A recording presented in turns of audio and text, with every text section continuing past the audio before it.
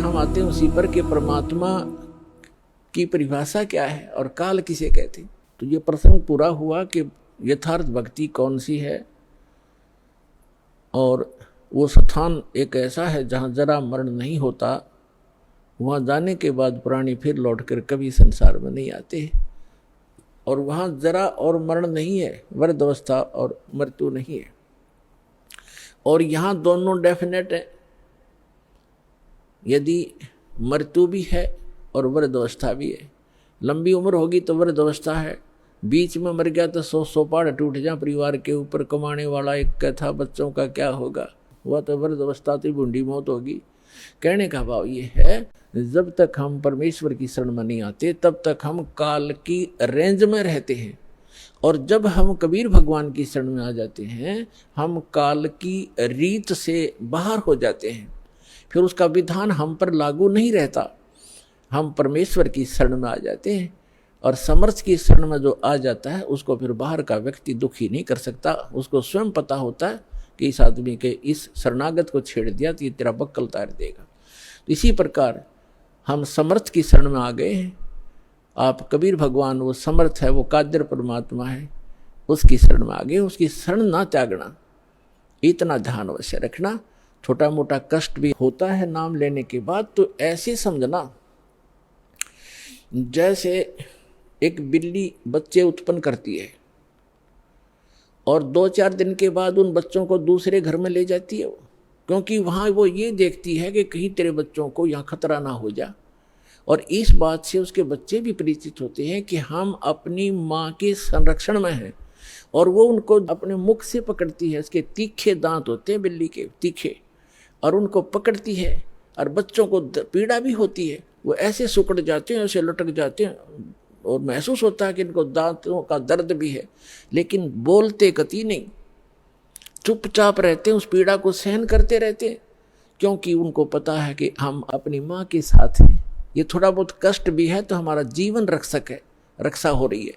तो उसको उठाकर वो दूसरे सुरक्षित स्थान पर अन्य मकान में ले जाती है, सबको बारी बारी वहाँ पहुँचा देती है।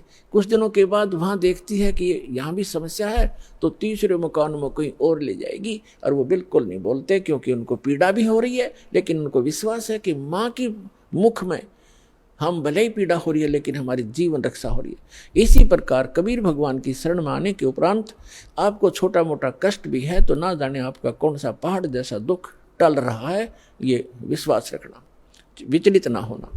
यहाँ प्रसंग चल रहा है कि धर्मदास जी ने कहा था कि भगवान यहाँ कितनी सुविधा दे रखी है भगवान ने, और इसको आप काल कह रहे हो। परमात्मा ने कहा, धर्मदास जैसे कसाई बकरे पालता है, उन बकरे और बकरियों के लिए वो कितनी सुविधा करता है, जिसकी अच्छी सेल होती है। एक बहुत बड़ा चरागाह बनाता है, उसको हायर करता है या मोल लेता है, और उसके अंदर शेड डालता है, झोंपड़ी डालता है बकरों को गर्मी और सर्दी से बचाने के लिए। उसमें जगह जगह तालाब बनाता है, छोटी छोटी तलैया सी, उनको पानी से भर कर रखता है, उनके लिए घास फूस वहाँ व्यवस्था कराता है। उस सारी व्यवस्था को देखकर वो भोले प्राणी ये समझ बैठते हैं कि हमारा मालिक, हमारा स्वामी कितना दयालु है, हमारी कितनी केयर टेक रखता है, सारी सुविधाएं प्रदान करता है, हिंसक पशुओं से बचाता है, चारों तरफ से बाड़ लगा देता है, और अंदर वृक्ष हैं, झाड़ बोझड़े हैं, फल घास फूस है, गर्मी से बचने के लिए शेड है, सर्दी से बचने के लिए व्यवस्था शेड है। तो वो इस सारी व्यवस्था को देखकर वो मान बैठते हैं कि जो हमारा ये स्वामी है बड़ा दयालु है, ये परमात्मा है।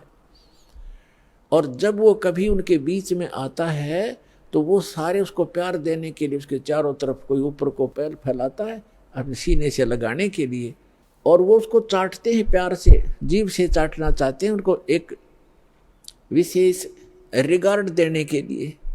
वो तो चाट रहे हैं जीभ से, और वो कसाई देख रहा है से हाथ लगा के, और वो खुश होते हैं कि हमारा मालिक हमसे प्यार कर रहा है। वो देख रहा है कि ये कितना मांस हो गया, कितने का बिकेगा, और वो सोच रहे हैं मुझे हमें प्यार कर रहा है।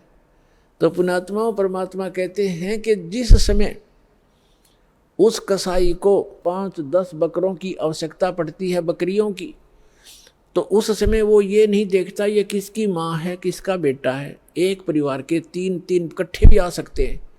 उन्हें तो मोटे मोटे छांट के और वो निकाल लेने जो अच्छे मांस युक्त हो गए, घनी बिक्री होगी। तो उस समय उन बकरों को भी पता होता है, ऐसे भागते ही इधर उधर दौड़ जाते, उनको मालूम है कि कहीं इनको खतरे के स्थान पर ले जा रहा है। इतना उनकी आत्मा में आभास होता है।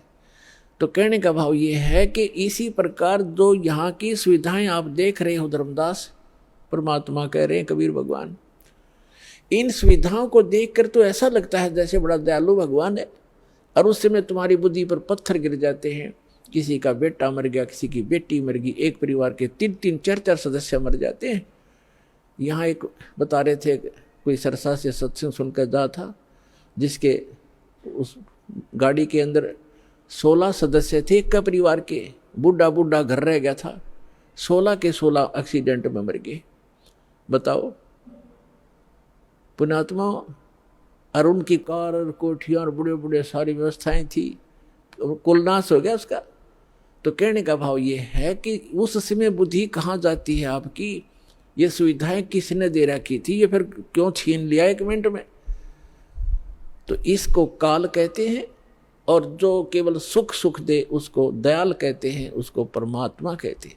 आप इसको परमात्मा मान बैठे हो, लेकिन ये परमात्मा नहीं है। यहाँ तो दुख के अतिरिक्त आपको कुछ मिलता ही नहीं। चाहे कितना ही आपको सुखी व्यक्ति नजर आता है झूठे सुख से युक्त, चाहे कोई मंत्री है, प्रधानमंत्री है, या कितना ही बड़ा सेठ है, और कैसी आपने उसकी सुविधा नजर आती है। गरीब आदमी तो सोचा है ये कार कोठी वाले घने सुखी होंगे, या फिर ये अफसर हैं, कर्मचारी अधिकारी हैं, ये बड़े सुखी होंगे। सुख नाम की वस्तु नहीं यहाँ पर इस गंदे लोक में। सबके टेंशन ग्रस्त रहती हैं, सारा दिन ऊपर से दिखे चौपड़े और अंदर तो इनके खराब हो रहे हैं खोपड़े, किसी ने देख लेते, सभी टेंशन लिए फिरते। तो वो टेंशन लेस स्थान जो प्लेस है वो सतलोक है, उसको सुख सागर कहते हैं।